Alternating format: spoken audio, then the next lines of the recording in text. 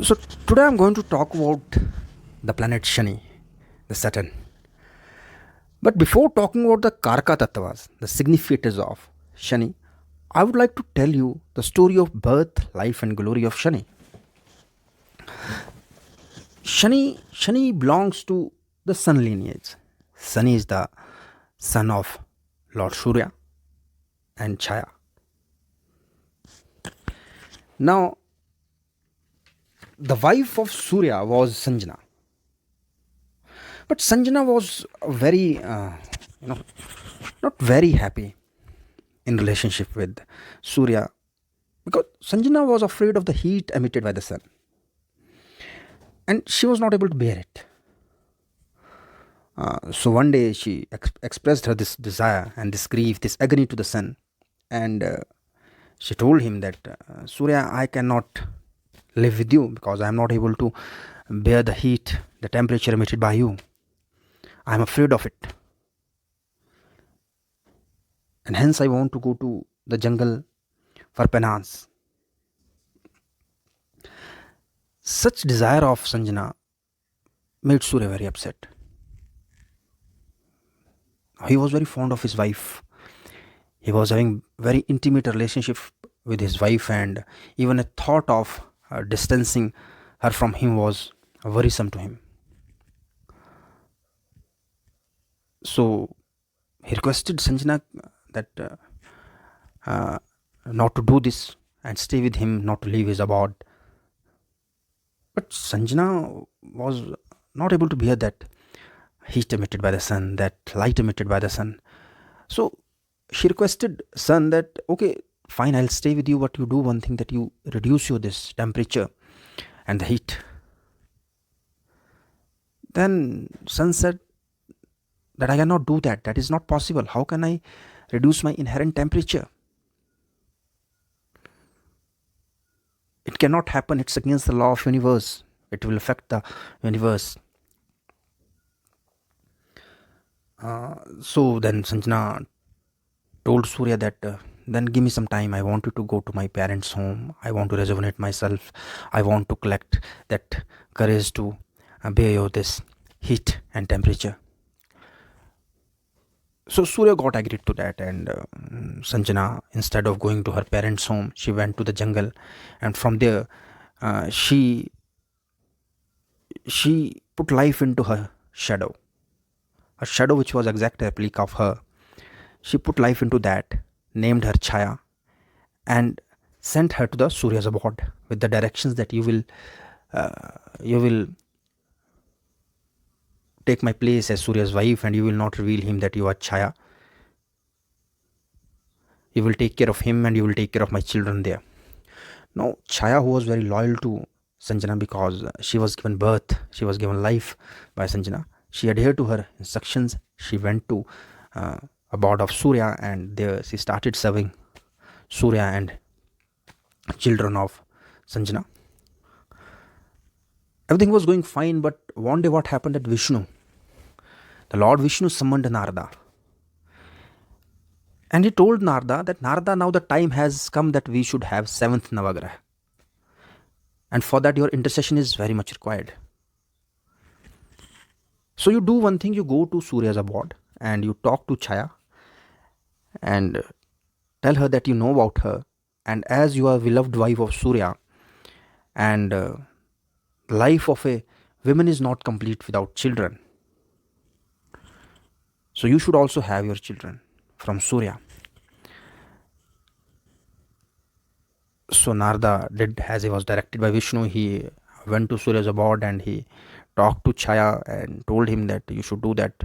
Chaya initially was reluctant to that, and then Narada wooed her, persuaded her that you are doing nothing wrong. Sanjana didn't tell you to not to have children from Surya. You can have that. You're not disobeying her, and you're not betraying her by doing so. So eventually Chaya got agreed to the Narada's advice, and then when Surya came to her in the evening, then she expressed her this urge of having babies with the Surya, and Surya agreed to that. And from there uh, the Shani, the first son of Chaya and Surya, the Shani was born. But when Shani born, then Chaya was expecting that he will be having a bright face as he is the son of Surya. He will be having a strong build like Surya. But it was exactly opposite. Shani was dark in complexion. He was having tawny eyes. He was having uh, dark complexion. Then she asked Surya, Chaya asked Surya that why Shani is so dark. He is your son, but still why he is so dark? Then Surya told her that Shani is my alter ego. My this light has an indivisible part of darkness also. So Shani is my alter ego. Shani is that part of mine. So there is nothing to worry about it. And this is how Lord Shani is born. That's why you'll see the people who are the Aquarius and the Capricorn ascendants who are born in the Rashis of Shani, that is Makar and Kumbh, Aquarius and Capricorn. They're having big eyes. They're having dark complexion. They're having thin build. So this is how the Shani, this is how the Shani was born. Now coming to the life of Shani. The life of Shani is also very important to understand the significant, to understand the Karaka Tattavas of Shani, the things which Shani signifies. So what happened that Yama was also the son of Surya, and he was the son of Surya and Sanjana. Shani was the son of Surya and Chaya. So Yama went to Jangala for penance, and from there he pleased two deities, Brahma and Mahesh. And he got their blessing and came back to Surya's abode, and everybody was applauding him, everybody was commending him, everybody was happy with his achievement as he was given the title of Dikpala. He was also made the lord of Yamraj. He was given the authority to decide who is to be sent to heaven and who is to be sent to hell. So when the Yama came back to Surya's abode, so everybody was happy. Everybody was applauding him. Even Surya was telling his other children that you should consider this Yama as your role model. And he told Shani also that you should do what the Yama has done. But Shani somewhere was having that feeling of vengeance in him. He was not very happy with this thing that everybody is applauding him, and because Shani has trust in him. Shani knows that what are his capabilities. Shani was also the son of Surya, and Shani was also capable of doing what Yama did. So he was not very much in awe with the achievements of Yama. So when Surya told Shani, see, you should also do this, you should also please two deity. Then Shani told, no, I will not get the blessing of two deities. I will not please two deities. Rather, I will please all three deities. I will please Trinity. I will please Brahma, Vishnu, Mahesh, all three. Three of them will be pleased by me. And then he left Surya's abode and went to jungle for penance. And then he started chanting the mantra, Om Chaturmukhaya Nama, Om Mahavaishnavi Nama, Om Maheshwaraya Nama.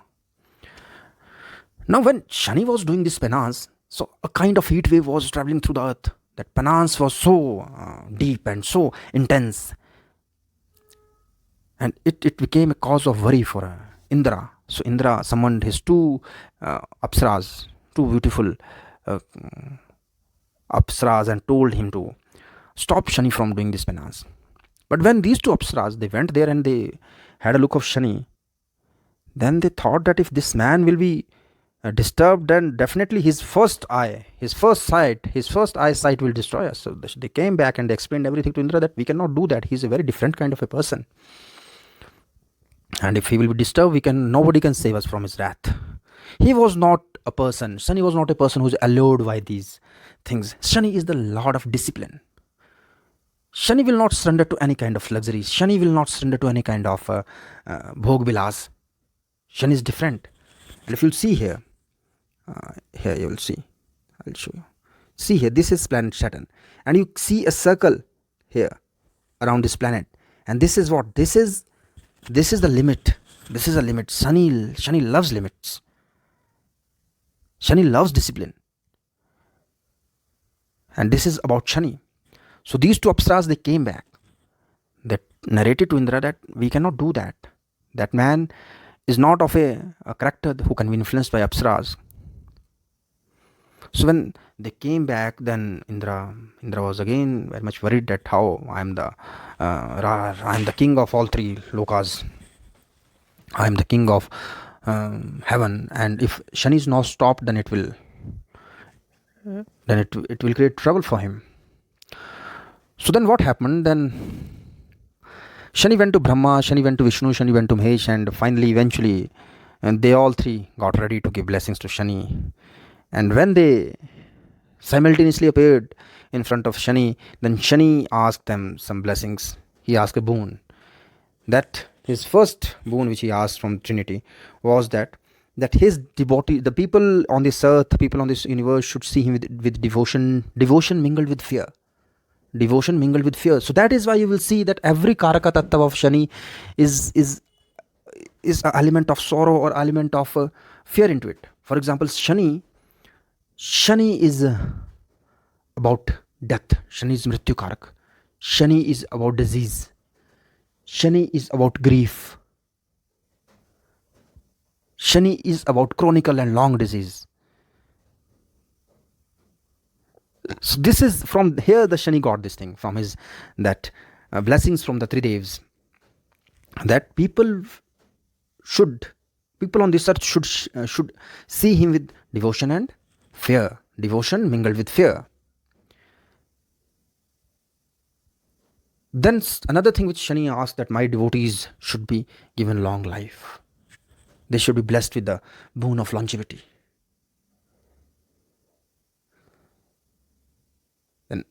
Then he asked that people should be afraid of my aspects, my drishtiya.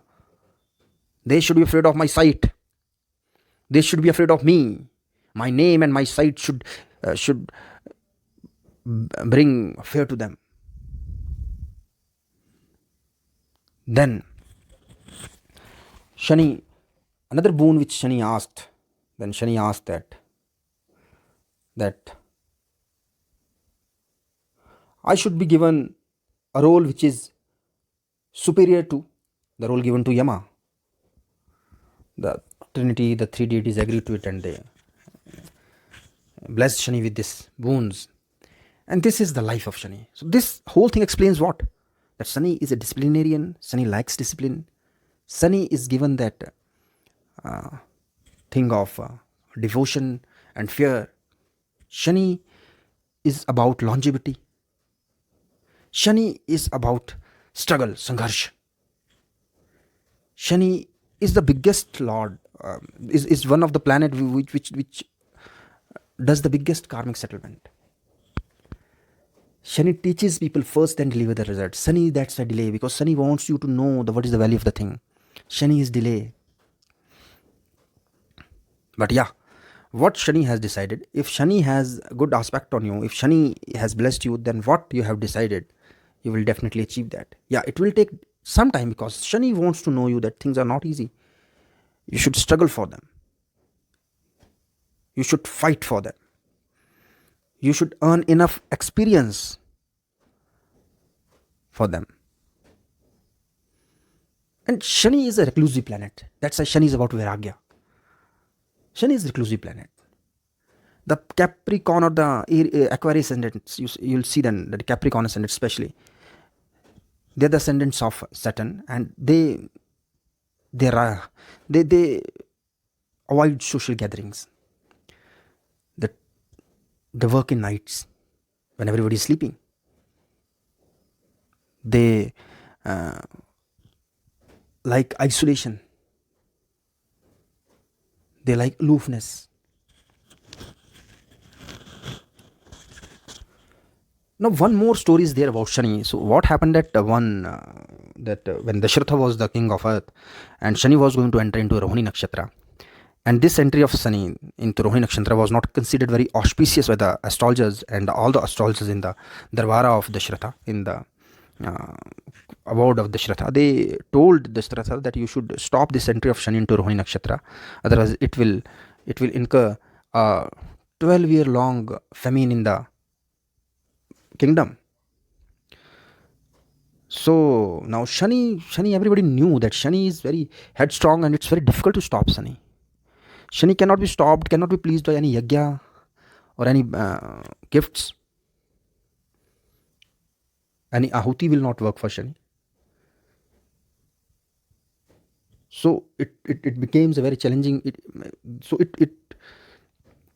was a very challenging task for Dashratha to do that.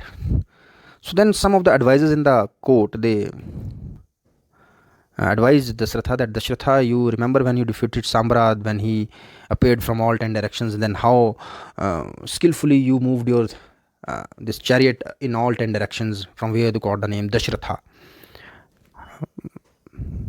So you are a skillful warrior. You should do one thing, that you should go to the galaxy and you should request Shani not to enter into Rohini Nakshatra.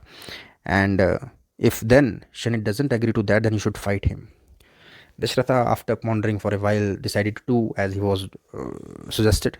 So when Shani was going to enter into Rohini Nakshatra, Dashratha went to the galaxy. He went into the sky, and then he started having a dialogue with Shani. He greeted him and urged him not to enter into the Rohini Nakshatra. But Shani didn't agree to it. Shani told that, you cannot stop me. I am Suryaputra Shani. How can you stop a Suryaputra Shani like that?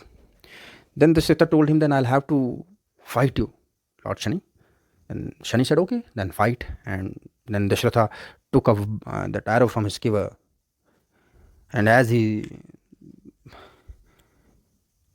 put that arrow on that dhanusha, on his bow, then Shani stopped him and told him to come here, Dashratha. And he told him that you also belongs to sun lineage. You are also Suryavanshi. I am also Suryavanshi. So I just wanted to test your courage, and I found you courageous enough. Because the people who are belonging to the lineage of sun cannot afford to be coward. So I just wanted to check your courage, and I'm happy that you have that strength, you have that courage into you, and I'm happy with that thing, and that's why I bless you. Then Dashratha was very happy that Shani is like this, and then Shani told him that, ask what you want to ask from me. Then Dashratha requested the Shani that you just do one thing to me, that you will never enter into Rohini Nakshatra in your as long as this universe is existing. And Shani agreed to that. And so see, from here what you see the generous nature of Shani. Shani will test you. Shani will test you, and if you will pass the test, then Shani will be generous on you. The bad things, if Shani gives you malefic things one fold times, then it gives you the benefic thing, the good things multifold times. So this is about Shani. If you pass the test of a Shani, if you